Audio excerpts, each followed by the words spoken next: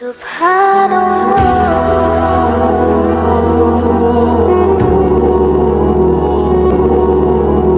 علیکم ورحمۃ اللہ وبرکاتہ۔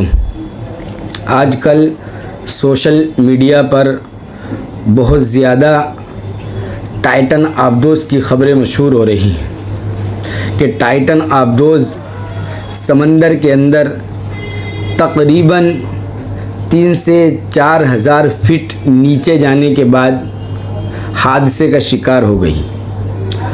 سب سے پہلی بات تو یہ ہے کہ ٹائٹن آبدوز اس میں کتنے لوگ سوار تھے؟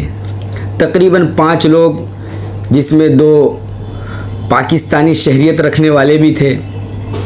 یہ اس ٹائٹن آبدوز میں سوار ہوئے اور ان کا مقصد یہ تھا کہ ٹائٹینک جو 1912 میں اپنے پہلے اور آخری سفر میں ہی حادثے کا شکار ہو گیا، اس کے ملبے کو دیکھ کر کے آئیں۔ آج سے تقریباً 111 سال پہلے 1912 میں 2 بڑی بڑی کمپنیاں تھیں جو سمندری جہاز بناتی تھی۔ ان میں ایک کمپنی اسٹار وائٹ لائن اور ایک دوسری کمپنی تھی۔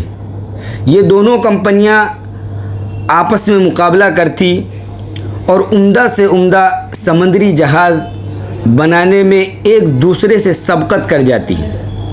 ایسے ہی موقع پر 1912 میں ٹائٹینک جہاز وجود میں آیا اور اس ٹائٹینک جہاز پر تقریباً 2223 یا کم و بیش افراد سوار تھے۔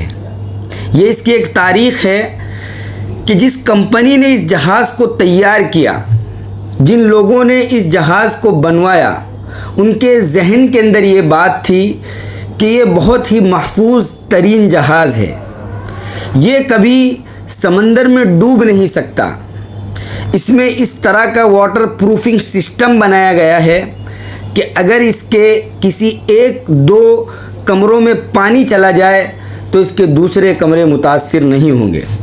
بلکہ ایک ویب سائٹ پر میں نے پڑھا کہ اس کے بنانے والوں نے یہ دعویٰ کیا تھا کہ یہ وہ جہاز ہے جو کبھی ڈوب نہیں سکتا۔ اس سے آگے بڑھ کر ایک جملہ وہاں پر یہ بھی لکھا ہوا تھا کہ خدا بھی اس کو نہیں ڈبو سکتا۔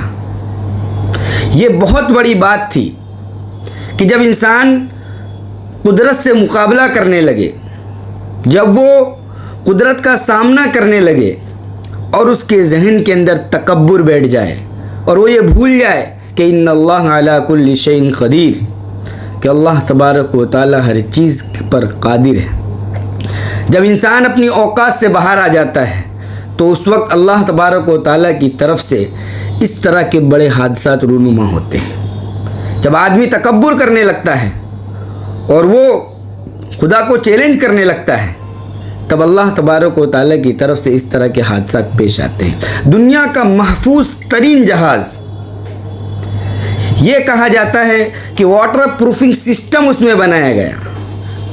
لائف بوٹس جو ایمرجنسی کے لیے رکھی جاتی ہیں، ان بوٹسوں کو کم رکھا گیا، یہ سوچ کر کہ اس جہاز کو کوئی بھی چیز نقصان نہیں پہنچا سکتی۔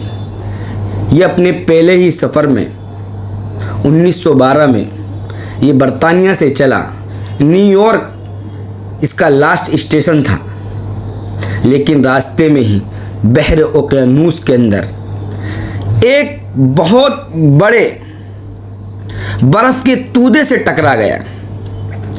یہاں تک لوگوں نے مضمون کے اندر لکھا ہے کہ جب یہ جہاز روانہ ہوا تو لوگوں نے بتایا کہ سمندر کے اندر بہت ہلچل ہے، سمندر کے اندر بہت ساری جگہ پر برفانی تودے بنے ہوئے ہیں۔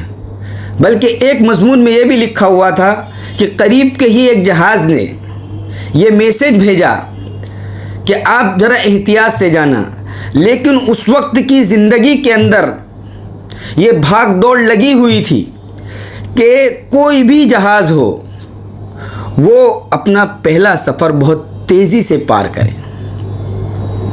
اسی لیے یہ بہت تیزی سے چل رہا تھا. مسافر سوار ہیں, ان کو معلوم نہیں کہ آنے والے وقت میں ہمارے ساتھ کیا حادثہ پیش آنے والا ہے. بہت پرتعیش, آسائش کا سامان, ہر چیز کی فراوانی, اور اس طریقے پر اس کو تیار کیا گیا کہ اگر کسی وجہ سے پانی اندر آ جائے تو وہ دوسری چیزوں کو نقصان نہیں پہنچا سکتا. لیکن اللہ تبارک و تعالیٰ کی آپ قدرت دیکھیے کہ اللہ تبارک و تعالیٰ نے اپنی ایک چھوٹی سی مخلوق برفانی تودے سے اس جہاز کو نقصان پہنچا دیا. وہ جہاز جب اپنے پہلے سفر کے لیے چلا, لوگ مدہوش تھے, جہاز پر سوار ہیں, ان کے ذہن کے اندر یہ بات ہے کہ وہ جہاز ہے جو دنیا کا محفوظ ترین ہے اور اپنی صدی کا سب سے بڑا جہاز ہے, اس کو کوئی چیز نقصان نہیں پہنچا سکتی. ایسے وقت کے اندر اچانک سامنے ایک برفانی تودا, ایک برف کی چٹان آ جاتی ہے. بہت تیزی سے جہاز کو موڑا جاتا ہے, لیکن اس کا پچھلا حصہ اس برفانی تودے سے ٹکرا جاتا ہے اور اس میں ایک بہت بڑا شگاف ہو جاتا ہے. اس کے اندر پانی بھرنا شروع ہوتا ہے. اتنا پانی اس کے اندر بھرتا ہے کہ جہاز کے 2 ٹکڑے ہو جاتے ہیں. اور ایک مضمون نگار نے یہاں تک لکھا ہے کہ ان 2 ٹکڑوں کے درمیان میں اتنا فاصلہ ہے, 800 میٹر کا فاصلہ ہے, کہ ایک تودا 800 میٹر ادھر پڑا ہوا ہے, دوسرا تودا 800 میٹر ادھر پڑا ہوا ہے. اور اس حادثے کے اندر تقریباً 1502 لوگوں کی موت واقع ہوئی. اتنا بڑا حادثہ 111 سال پہلے پیش آیا. آج 111 سال کے بعد لوگ اس کی چھان بین کے لیے, اس کے ملبے کو دیکھنے کے لیے سمندر کے اندر تقریباً 4000 فٹ اندر جانے کا ارادہ کرتے ہیں, اور وہ جاتے بھی ہیں. حالانکہ جس وقت ٹائٹینک کا حادثہ ہوا اس کے بعد تقریباً 1985 میں اس کے ملبے کا پتہ لگایا گیا کہ وہ زمین کے اندر 4000 فٹ ہے, سمندر کی گہرائی میں پڑا ہوا ہے. بہت سے ریسرچ اس پہ کیے گئے, اور اب یہ تقریباً 18 جون کو 5 لوگ ایک ٹائٹن آبدوز میں سوار ہوتے ہیں اور ٹائٹینک کے ملبے کو دیکھنے کے لیے وہ سمندر کے اندر اترتے ہیں. وہی حادثہ پیش آتا ہے کہ ٹائٹن آبدوز حادثے کا شکار ہو جاتی ہے, اور یہ کروڑ پتی, اربوں پتی اس حادثے کے اندر اپنی جان سے ہاتھ دھو بیٹھتے ہیں. ایک ایسا کام کہ جس کا دینی اعتبار سے کوئی وجود نہیں ہے, پھر بھی لوگ اس کی تلاش میں, اس کی جستجو میں ہیں. اللہ تبارک و تعالیٰ نے مال دیا ہے, اللہ تبارک و تعالیٰ نے دولت دی ہے, اللہ تبارک و تعالیٰ نے صاحب حیثیت بنایا ہے.